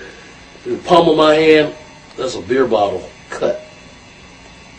They sewed my hand up in a hotel. The doctor came to the hotel over in Europe, sewed my hand up. Wow. And I went and found Marty Jannetty. And I told Marty Jannetty what happened. Shawn wouldn't fight back. He hauled off and spit in Shawn's face and shoved Shawn and everything. Shawn wouldn't fight him back. Then he hauled off and shoved me and slapped me. Then I fought him. Marty was mad. Where's he at? Where's he at? Marty Jannetty went to the front lobby and asked the clerk, what room is Jim Troy in? What room is Jim Troy in? The guy was moving so slow. Marty jumped over the desk. Oh, hitting the guy. The clerk. You know, give me the keys. Where's he at? Me and Marty Jannetty went to Jim Troy's room. Marty kicked the door. Bam! Kicked the door open. And he tore that apartment up. Was the guy in there? The guy wasn't there. Troy wasn't there, but he tore the apartment up. Now we go back up to the lobby. Jim Troy's getting out of the taxi. As he gets out of the taxi, I'm waiting for him. I said, Troy, it's not over yet. I blasted him again. This lobby was connected to their diner, the breakfast area, all in one area. Right. You got your check-in over to your right, left it was the kitchen, in the diner. And me and him got to fighting in the diner. Oh, tearing chairs up, boom, boom, boom. I left him laying on top of the table. Huh. And the next day, Pat Patterson or somebody saw me. His wife was coming over to meet him. And man, when she hit that airport, when she hit the hotel, she said, oh my God, what happened to my husband? Man, both eyes was black. Blacker than me, you know. And so Pat said, oh my God, man, what happened last night? And I told Pat what happened and everything. Meantime, Hogan was on the deal. And so that night, we get ready to go to Paris. We're going to wrestle in Paris. Terry Garvin said, Koko, Vince wants you to go home and he'll call you. So I went and told Terry. I said, Terry, I'm not working tonight. Vince wants me to go home. Terry had a fit. Said, Because Hogan already had trouble with this executive guy over there. They've been arguing back and forth. And so Terry said, "No, you're not going. You're not going." He said, then finally talked to Vince, and they got to arguing back and forth, and then Hogan told me, "Go ahead, go home." He said, "But I guarantee you, you'll be back." So when I left, I went home. Vince got all over me. "God damn it, Koko, what's wrong with you? Beating up my damn executive. I can't help you beating up you wrestle, beating up my executive, my people in the office and stuff like that." I told Vince the story and everything. He said, "Yeah, but damn it, I can't have him trying to beat up wrestlers either and stuff like that. I just can't have it." He said, "Koko, you know, when you think you're right, it could be wrong. When you think you're right, or it's wrong, it could be right." And stuff like that. He said, "Well, man, you have no eye." He said, "Do you know you really just beat the crap out of him?" Said Vince, man, I don't know what happened. The man slapped me. I mean, I don't know what to do but defend myself. He shoved me, and I took that, and he turned around and slapped me, and man, I just lost it. Right. And he said, "I can't have it, so I'm gonna have to get rid of him. Then I'm gonna have to get rid of you." And today, I guess Vince still holds that against me. But I don't have anything against him. And I know beyond the mat, there was that question came up again. What happened to, why'd you get rid of Koko B. Ware? And Vince told him that, I think I jumped on his executive. That's the whole living God truth on my mother's grave and Vince's father's grave. That was the truth that happened over there. That's the reason why that it kind of ended my career for the WWF. But my thoughts about WWF, I still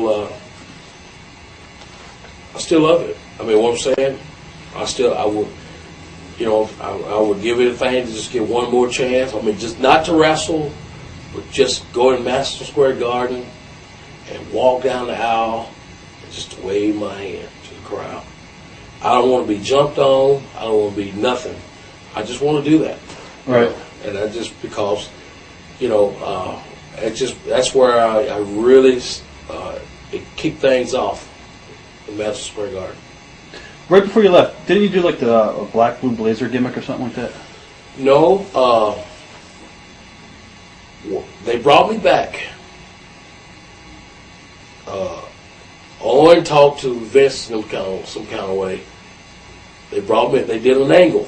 Right. With Jeff Jarrett, and I think it was he was partners with Shamrock. Road Dogg? No. Ken Shamrock? Yeah. Okay. Kim Shamrock. Right. I came down. I put the same blue blazer suit that Owen ceased in. I had it on. I came down and bust Shamrock in the head with the guitar for causing them to win the title. I remember, right. And then I ran back, and I've never been back. Did you think it was going to turn into something long term, or you didn't know? Well, you bring a guy in, you bust, you run down, you bust their guys in the head with a guitar, and you run back. Did WCW ever have talks with you at this time period, or no? No. WCW, they wanted me to come in and just to sign a contract where I'm just under them, I'm under their roof. I can't go nowhere else and wrestle and stuff, just sit by the phone. All right. No money, though. So I said, nah. So you went back to work for Memphis. Now, how hard was it to adjust going back working for Memphis after you had a great run with Vince? Well, you know what? It wasn't really hard to adjust at all because I knew the big dance was over. But that's why I didn't really lose my cool because I didn't think I was so high decided that I was too good to come down because I never did. Never did have the big head. In the meantime. And when you went back, you worked with Brian Christopher. What are your memories of Brian? Brian's just He's a young coming star. You know, got a whole lot to learn. You know, he got a whole lot to learn, and I really don't think right now that he was ready for the WWF. You know, when he was first there, right? Just too immature, or just couldn't handle it, or well, I think it was when he started making all the big money. Then he had, you know, he wasn't himself. right. Then he started doing things that weren't himself. And I just think some guys can get it too quick. You know, see, I paid my dues way before I came up. I think I was wrestling WWE. I think I was wrestling way before I made it to the big dance. And when I made it there, I knew how to maintain it. To be humble and stuff. To be humble. What about your series of matches with Scotty Flamingo, who later became Raven? What are your memories of working with Scotty? Scotty was okay. I mean, he was in his own character. That's what I like about him. You know, people could understand, but I didn't have no problem with him. What about also Reggie B. Fine, your series with Reggie? Another funny guy. Didn't know how to wrestle. Still don't. And but what I'm saying, his character is good. You know that he just wasn't whoever trained him that just didn't teach him how to wrestle. Just taught him to be a gimmick man, and he's a darn good gimmick man. What do you think about the resurgence of Memphis wrestling right now? It's okay. I mean, you know, I'm glad to see it back. And what your current gimmick there is what, the stun gun? Yeah, I come up with the stunt gun thing. Actually, it's at 400,000 watts. It's a cattle prod and a stunt gun on the end of it. But I came up with this little deal, and it took off like a rocket. What exactly is it? Is it because I haven't seen Memphis in a while, so. Well, a stunt gun is what police use. When they having trouble with someone, they put the stunt gun on them and shoot currents in their body, right? Makes them paralyzed. Stop doing what they're doing. But now they have these laser things, the wires that shoots in there. The tasers. Tasers type. Then they push the button.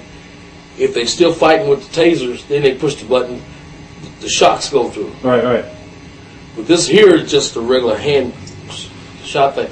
And then I come up and put it around this cattle prod thing. Actually, this cattle prod, it runs by battery. It's really another hot stick for hogs and cows. You press the hog, you make the hog go in the chute. Right. You know, and it shocks the heck out of them. Now I don't have any batteries in it. Right.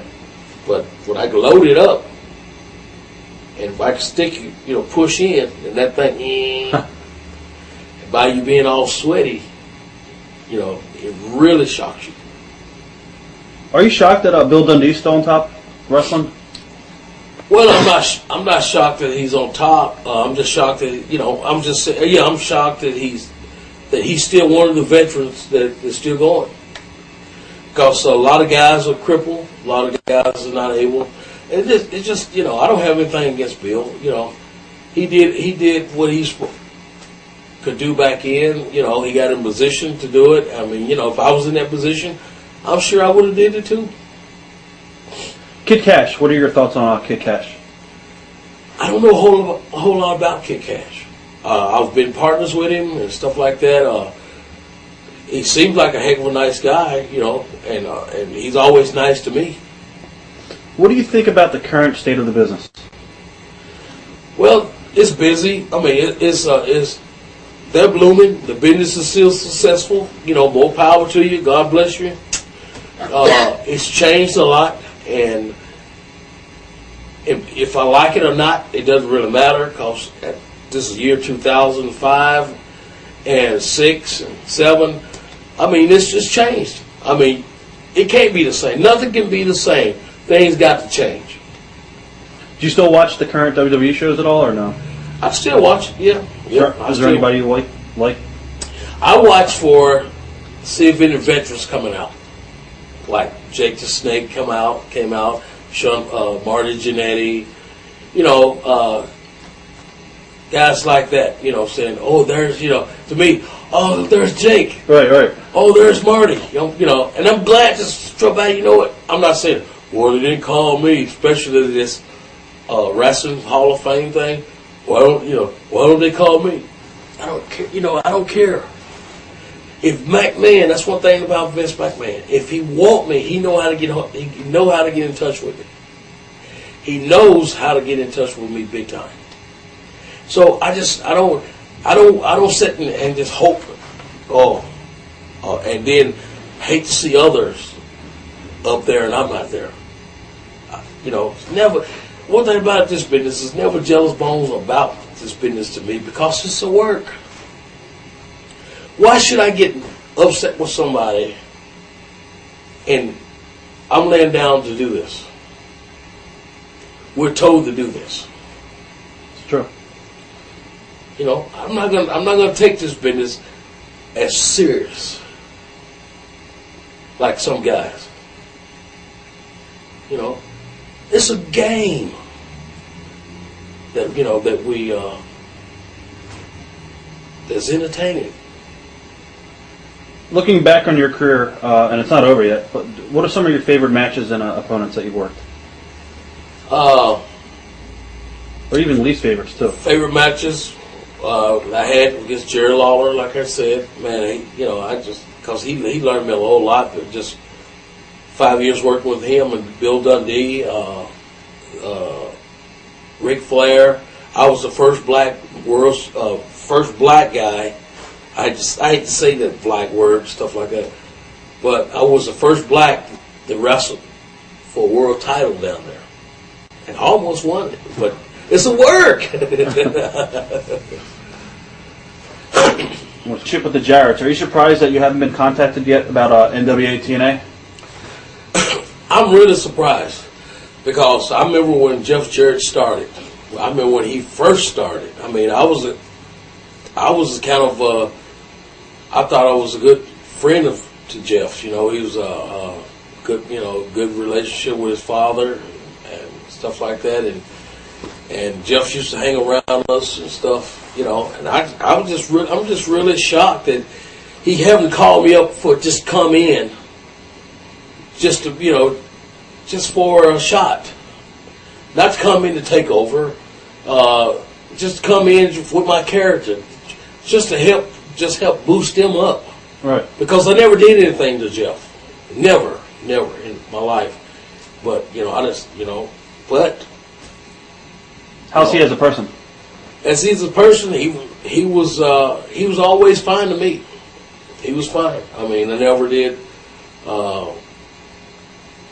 I didn't really hang around him, when he got older and stuff. But he's come down when he was in college, trying to go to college and stuff like that. He'd come off a basketball team, had a lot of black people once again that supported Jeff and stuff like that. A lot of black friends, man, and Jeff was good. I mean, he's still a great guy. I just don't know why, he didn't said let's try to get hold to Koko and come in with his bird and everything, just to kind of give us a boost. I have the legal name of Koko B. Ware. Good. So I mean that's the whole thing. The Birdman Koko B. Ware is legal. Do you think if Vince would give you another shot, you could have another successful run in the WWF? You know what? I really don't think so. I really, be honest with you, and I'm just going to tell it I'm just going to put it on the line. I'm not in the shape I was in back then when I was running 40 straight days and stuff like that. I mean, you can just tell I'm older now. I'm just can't do the things I used to do, and sooner or later you're gonna have Shawn Michaels and Triple H. They day are gonna come. It's gonna come, and they won't be able to do that either. You had a rep of being like a high flyer in your prime. What are your thoughts on today, like how the high flying wrestling has evolved? I tell you what, you know, I don't know if they went to Mexico and got all those moves, but man, I tell you what, I have seen moves that I didn't think there was a human couldn't do, you know, today. You know, I mean, I know I could never do it. I mean, and I think I take my hat off, to the high spot guys that loves high spots and stuff. To me, it's not, it's wrestling, but it separates guys like a wrestler. Who could work with psychology and stuff. Right, psychology. But that, high flying is not, it doesn't draw you into money. It helps, it helps. It helps the wrestling business, the card, whatever. Before it's trying to draw money like a main event and stuff like that. High flying is not. You cannot be a main eventer doing high flying back and forth. You're gonna have to sit down and tell a story and grab a hold and wrestle. Exactly. Did you do anything today besides wrestle for work? Yes, I'm a painter. I have my own business as a painter. Thank God there was life after wrestling, and I still want to appreciate the whole wrestling. I'm gonna say the wrestling business when I started, the WWF. I want to thank them all for giving me the opportunity. But I have a little painting business that I'm in. I have like a 4-man crew, and we go and paint commercial, residential, stuff like blow ceilings, fix holes in the sheetrock, put sheetrock up, and stuff like that. This is something that I had to learn when I got out of the wrestling business. That's a wake up to the real world. And thank God I woke up to the real world, but I didn't feel bad waking up because I never left my friends behind. When I went home and saw my friends, they were still my friends.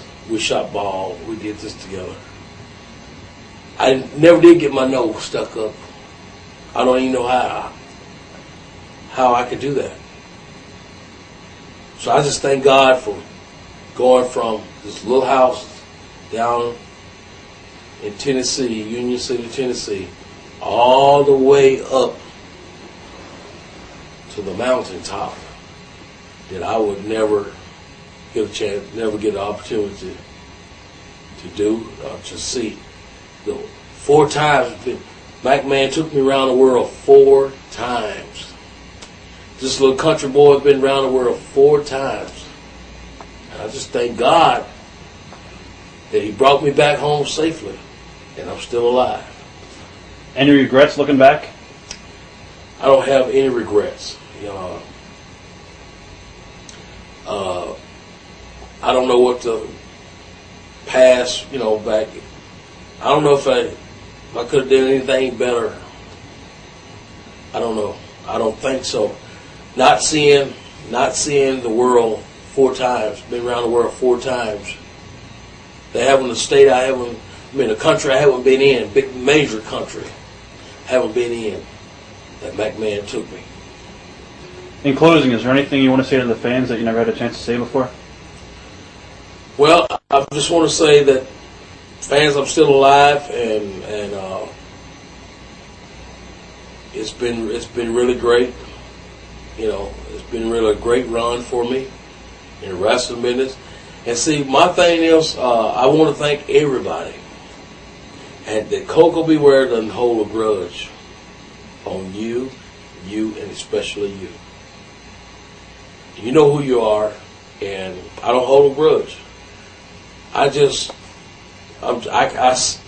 had a grudge.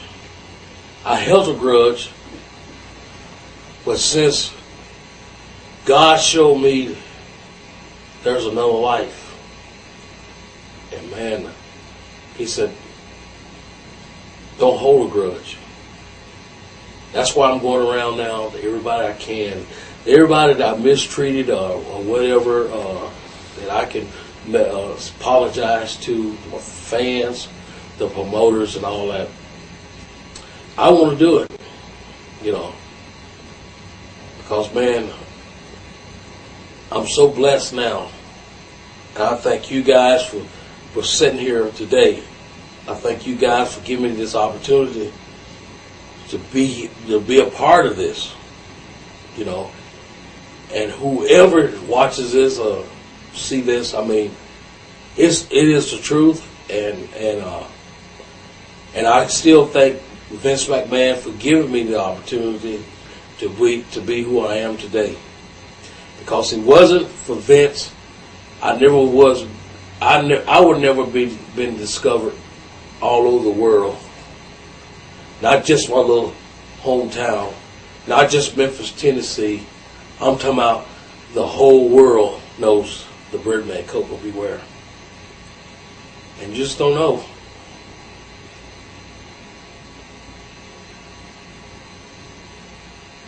It's just good, man. It's just good. Just good to be here, man. Just thank you. Thank you for being here today.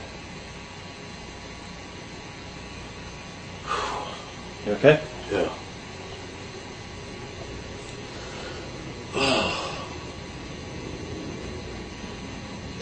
Ware. Cool. Thanks.